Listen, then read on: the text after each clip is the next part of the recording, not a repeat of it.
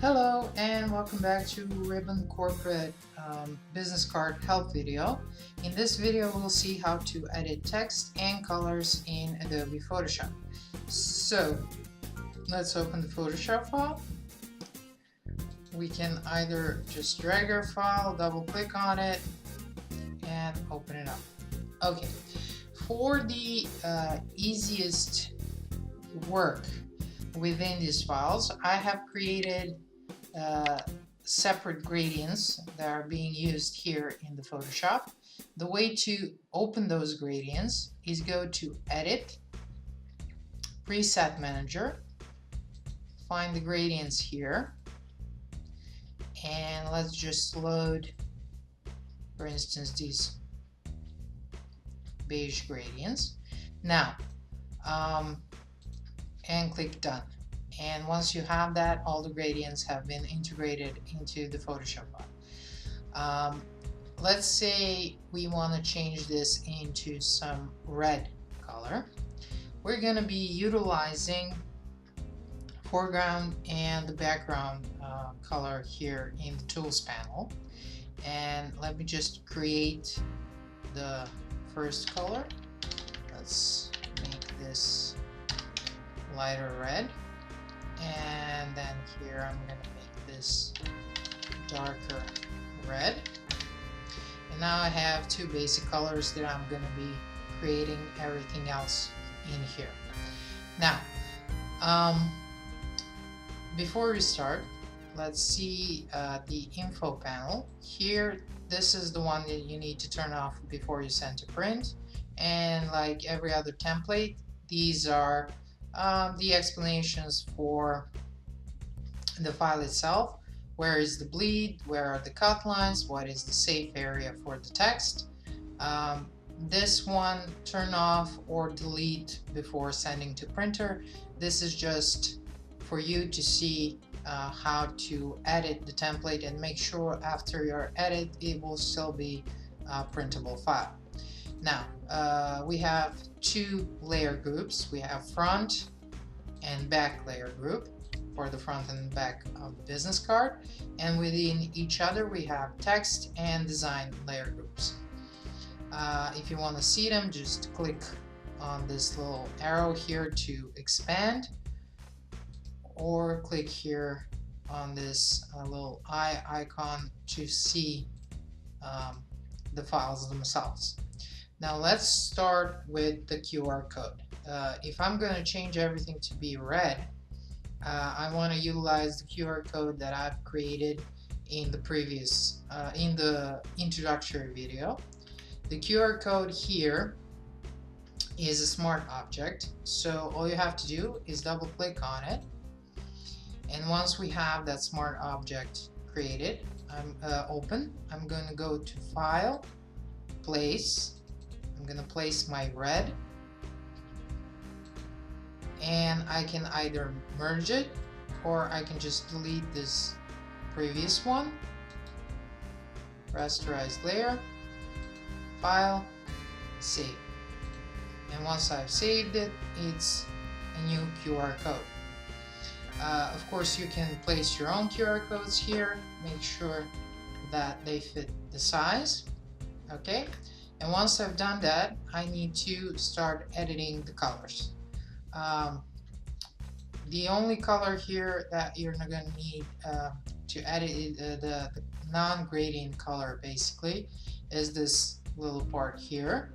So utilizing front and back, foreground and background colors here in the Tools panel, I'm going to fill this with the background color, and I'm going to do it just using either Alt Backspace for the foreground color or Control Backspace for the background color.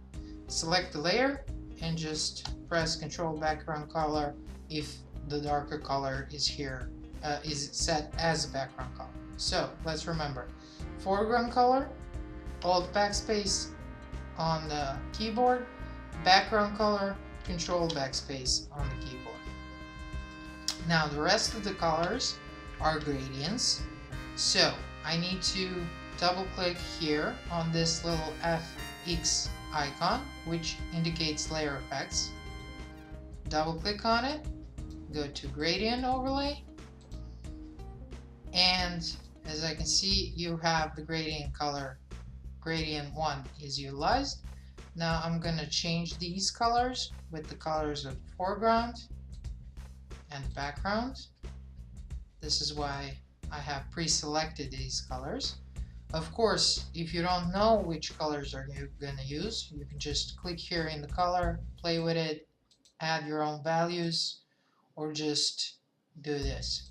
Okay? And now I have, as you can see, changed this foreground color. I'm going to have to do this throughout the entire design. Okay, foreground, background.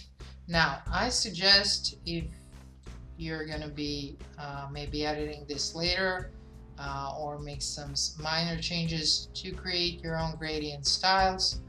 Once you have created your colors, let's say my gradient 1, click new, and then add it to your gradient colors so you can maybe come back to it. You don't have to redo each and every one of these all the time. That is it when it comes to editing the colors. It can be tedious. That's why I always suggest working in Illustrator or InDesign when it comes to these print templates. Now, let's move on to the text.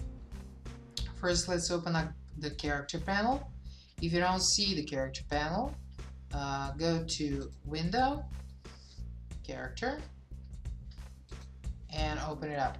Here you can change and edit fonts and everything else that pertains to them. So once you click on the font layer, you can see the information about the font itself, the style, the size, etc. This is where you change the font characteristics. Now, how do we change the text? Well, there are two ways. We can either double click on the layer, or we can select the type tool here, or select T on your keyboard, and then just manually select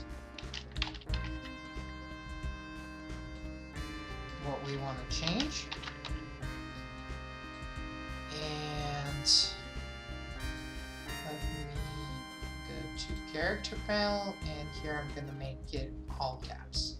Okay, and voila. Now, of course, you can move your text, you can edit it, make it bigger, smaller. Let's say I want to make it bigger. I'm going to do that through the character panel. I'm just going to make it a little bit bigger. Then I'm going to just move it a little bit, and voila, I have my text change. If you already have information, just do copy paste. You don't have to type in every single one of these, but if you don't, just type them in, and that's it. For any further changes to your font, you can use character panel to do it. And like I said, here you can change things like font family, style, kerning, etc. Just one little information: if you're working in the CC versions, links to these files have been the smart object is not embedded, it's linked, so you won't have to go and create the new QR code. You can just paste the QR code directly into the smart object. Just remember, it's linked to the file, not embedded.